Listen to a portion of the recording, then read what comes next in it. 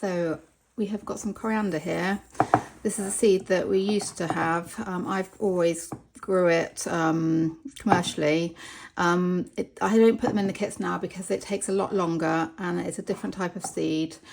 And I find that coriander is one of those things, it's like Marmite, either you love it or you hate it. So hence they're not in the kits, but in the membership I've used them in that for some other products.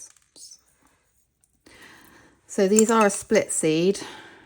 You'll see that it doesn't look like a full seed. These are the ones that we grow best for growing as microgreens, and you need them sort of denser than the other seeds. You know, give them a really good covering.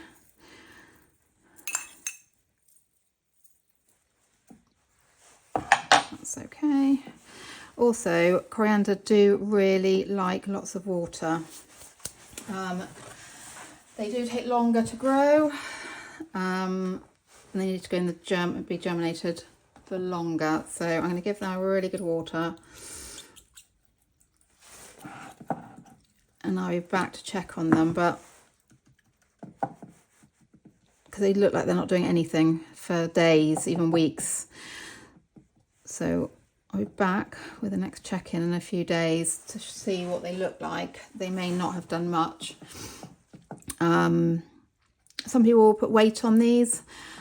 We don't. I don't. We just put the normal germination cover over them as normal that are contained in the kits. So I'll check in again in a few days.